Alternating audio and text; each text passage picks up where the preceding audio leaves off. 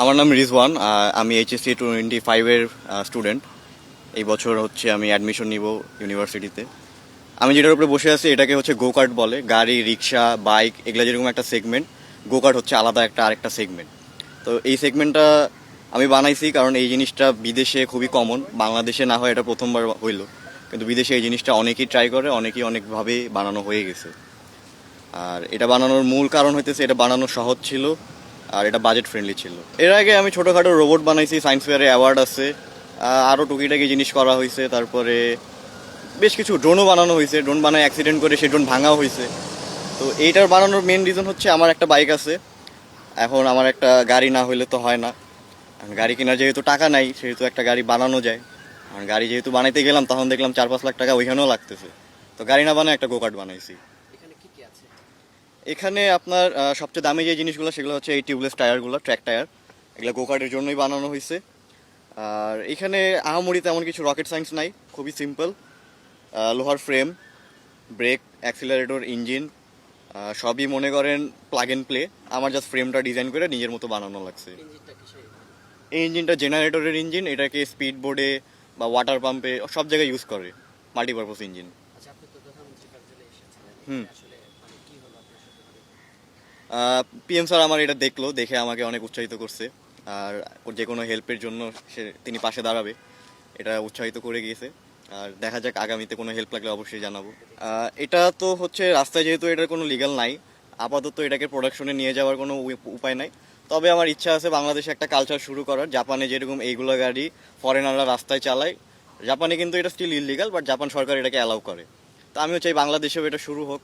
জিনিসটা যে একেবারেই আনসেফ এমন না, একটা বাইকের চেয়ে এটা সেফ। আর সিট বেল্ট, হেলমেট আছে। আর আনসেফ হওয়ার মতো এটা কিছু না, একটা গাড়ি আর এটা সেমই জিনিস।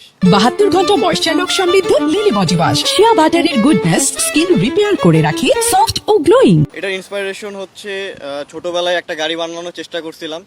তো সেটা হইতেছে যারা ওই যে ভিক্ষা করে রাস্তায় বেয়ারিং এর গাড়ি, ওইরকম একটা আউটপুট বের হয়েছে। ওইটা ড্রিল মেশিন দিয়ে অপারেটেড ছিল।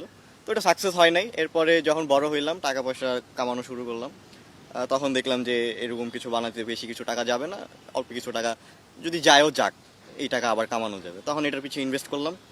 অ্যান্ড এটা যতক্ষণ না রাস্তায় চলছে এর আগ পর্যন্ত এটা আমি ফেল প্রজেক্ট হিসেবেই আগাইছি। রাস্তায় এটা নিয়ে বের হই এবং এটা বাসা থেকে এই পর্যন্ত চালাই আসা হয়েছে। এটার সাথে আমার 1-2 জন লাগে, আমার সামনে বা পিছে। কারণ এটা ছোট জিনিস, রাস্তার মধ্যে মানুষজন একটু ভিড় করে দাঁড়ায়। সেফটি ইস্যুর জন্য না, বাট মনে করেন মানুষজন তাকায় থাকে। আপনি গাড়ি চালাইতেছেন, আপনার গাড়ি থেকে একজন আপনার তাকায় থাকবে। ভবিষ্যৎ পরিকল্পনা এগুলাকে প্রোডাকশনে নিতে চাওয়ার ইচ্ছা আছে। তবে এগুলা না, একটা প্রপার বাগি পাওয়া যায়, বিদেশে চলে বাগি, বড় বড় চাকার সাসপেনশন গাড়ি, এসিও আছে ওটার মধ্যে। আমি চাই সেগুলো রাস্তায় নামায় ওটা লিগালাইজ করার। আমি যেরকম পরীক্ষার পরে বেকার বসেছিলাম, মানুষজন হইতেছে বেকার বসে থাকে না থেকে কিছু একটা করা ভালো। যেমন আমার ধরেন ওয়েবসাইটের আমার স্কিল আছে, আমি ওয়েবসাইট বানাইছি। এই গ্যাপ যে ছুটির পরে যে টাইমটা, এই টাইমে আমি ওয়েবসাইট বানাইছি, চাকরি করছি, ইন্টার্নশিপ করছি, পাশাপাশি এটা বানাইছি। ঘুরি নাই এমন না, আমিও ঘুরছি, কিন্তু পাশাপাশি সবই করে গেছি। আতিকুর রহমান রুমন স্যার আমাকে অনেক হেল্প করছে এই পর্যন্ত আসা পর্যন্ত। উনি আমাকে কন্টিনিউয়াস আমার সাথে কলেজ ছিল এবং কিভাবে কি করা লাগবে সব উনি গাইড করছে।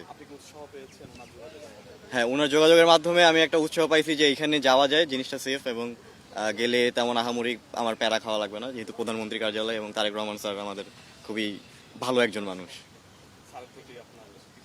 হ্যাঁ, স্যারের প্রতি কৃতজ্ঞতা আমার আরও বেড়ে গেছে যখন উনি দেখছে যে এটা উনি চালাইছে। এটা হইতেছে একদম বুকে গিয়ে লাগছে যে আমার গাড়ি একজন প্রাইম মিনিস্টার চালাইছে। তো এটাই। আমি কখনো ভাবি নাই যে উনি এটা চালাবে। বসার পর আমি মনে করেন একটু অবাক হয়ে গেছি কি হইতেছে। উনি যখন একটা রাউন্ড দিল তখন আমার জিনিসটা মাথায় খেলছে যে আয় হায়, চালানো ঠিক ছিল এবং এটা কিছু হয় নাই। চালানোর পর্যন্ত এটা এখন পর্যন্ত ঠিক আছে, এটা চালায় বাসায় যাওয়া যাবে, গাড়িটার কিছু হয় নাই। তার মানে এটা আমার একটা সাকসেসফুল প্রজেক্ট। স্যার যখন চালাইছে তখন আমার অনুভূতি এটা বলে বোঝানো যাবে না, এটা কখনোই বলে বোঝানো যাবে না।